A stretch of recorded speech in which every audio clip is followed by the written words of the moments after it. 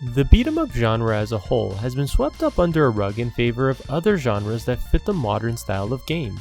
It's a genre that's often thought about as outdated, shallow, and repetitive. But in the 80s and 90s, beat-em-ups were all the rage. With that said, I'll be telling you why each of these games is worth playing today and what makes them stand out from the rest of the crowd. Today you'll find out which releases made my list on the top 15 beat-em-ups released on the Super Nintendo. At number 15, we have Brawl Brothers, and I feel like this is a good starting point. Brawl Brothers is the second game in the Rushing Beat franchise. The gameplay is similar to Final Fight, where each character has its own fighting style and moveset. It feels like a hidden gem, but I'll leave that for a future release. Brawl Brothers is definitely a better game than the prior release, Rival Turf. The animations and gameplay are much smoother. My main gripe are the maze stages. They're definitely too long and a bit clumsy. Other than that, Brawl Brothers is a better than average beat 'em up. Number 14, The Death and Return of Superman. You get to play as, well, you guessed it, Superman in this one. Apart from your standard move left to right while beating people up and from time to time you occasionally use the screen clear all attack, you also get to fly into the air and go hand to hand while flying. There's also some decent horizontal shoot 'em up stages in between to keep things fresh. Superman also dies, that allows you to play as 4 new characters in his place. A decent Superman game on the Super Nintendo? No wonder it made this list.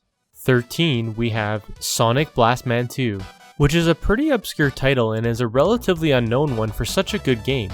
Sonic Blastman 2 allows you to play through one of 3 characters, Sonic Blastman, Sonya, or Captain Choyer. Each of these 3 characters has a different set of abilities and different speed to them.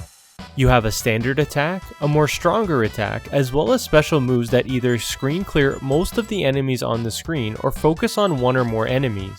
If you've played the first title in the series, this one features faster gameplay, you can even dash. Seriously though, don't play the first one. Sonic Blastman 2 is a good beat 'em up that deserves more love. Number 12 is The Pirates of Darkwater. Remember that iconic cartoon series from the 90s? Well, I definitely don't. That's because it only lasted 2 seasons before calling it quits. But hey, we ended up with a great beat 'em up as a result. It adds a bit of pizzazz with 2 different types of attacks and a special attack. The best part of the gameplay is you could throw enemies into giant pits Double Dragon style. In at number 11 is Captain Commando. Here comes the string of Capcom releases. Capcom actually created these superheroes on their own. You get to play as one of 4 characters with different movesets and attacks. Although it follows the same formula as Final Fight, I like that it offers something a bit out of the ordinary compared to your Final Fight or Streets of Rage. Number 10 is Super Double Dragon. The beloved franchise Double Dragon. This game clearly plays at a slower pace than the other beat 'em ups on this list. The really cool mechanic in this one is the ability to block enemy attacks and counter them. This really helps complement the slower gameplay that Super Double Dragon has. You should really give it a shot because it's not like any of the other games that's on this list. Number 9, Final Fight 2. This was actually a totally new Final Fight game released exclusively for the Super Nintendo. It's basically a reskinned Final Fight on the Super Nintendo with a 2-player mode. You fight your way through Europe and Asia in this one.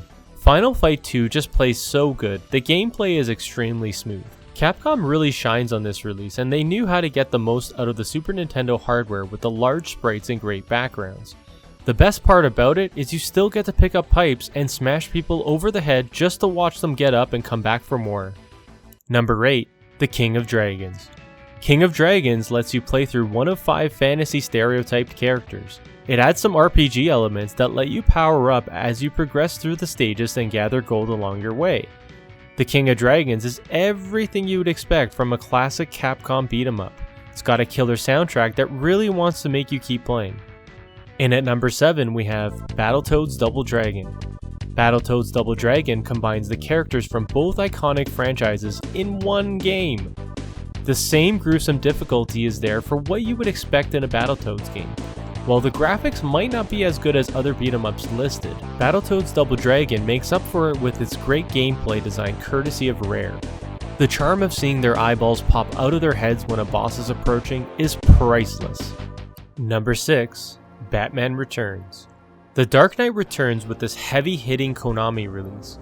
Batman Returns gives you a feeling like you're heading through Gotham, beating up baddies to save the day. It's got cutscenes after each boss that tie into the movie very closely. I love the sub-weapons that you can choose from to help you get out of certain situations.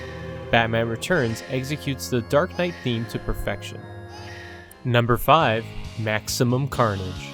Maximum Carnage is a single-player Spider-Man and Venom beat-em-up that lets you choose between either superhero at certain points. Venom is a bit stronger but slower than Spidey. There's also hidden stuff everywhere. What's best about Maximum Carnage is that it really makes you feel like the comic book is being brought to life with its cutscenes and art style. Number 4. Knights of the Round. Capcom was on a roll with the arcade ports. This one features a level up system. You can level up your armor and weapons, so if you're into that type of depth like I am in beat 'em ups, you'll be all over this one. The bosses are massive and they take up half the screen. Riding on horses while beating up knights is so satisfying. Who would have thought? The 3 characters have different attributes in regards to speed and strength that give you a different experience depending on your playstyle. With 2 lives and 9 continues, you'll definitely get a chance to play through each of the 3 characters. Number 3, we have Ninja Warriors. Ninja Warriors is a beat 'em up that doesn't let you move up or down. By restricting the movement to left and right only, the gameplay is so refined and way more strategic than your typical brawler. I like how there is a momentum meter that builds up and lets you do a screen clear all when it's full. If you take a hit, the meter will be reset and you'll have to rebuild it.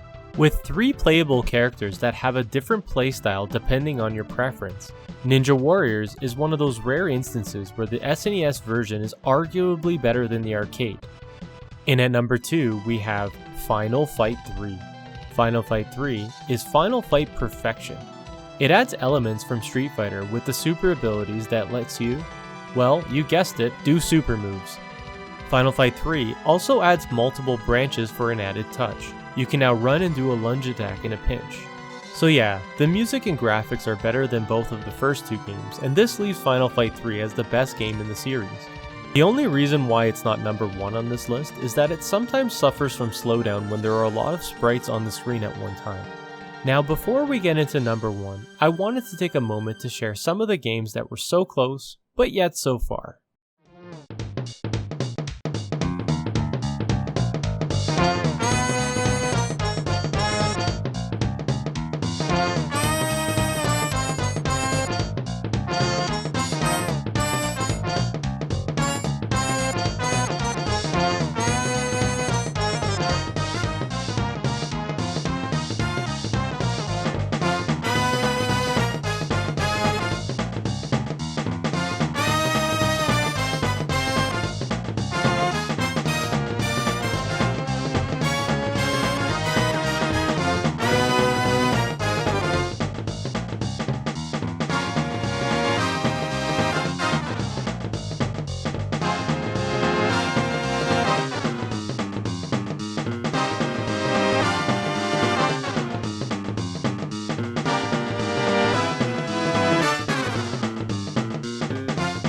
The moment you've all been waiting for, it's Teenage Mutant Ninja Turtles, Turtles in Time, a faithful port of the arcade classic.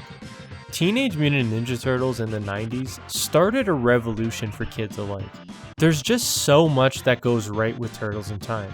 Everything from the intro, to the music, the setting, boss battles, colorful graphics, and amazing gameplay. Turtles in Time is not only the best beat 'em up on the Super Nintendo, but the best beat 'em up on a 16-bit console. I'm the RetroKingPin. Thanks for watching.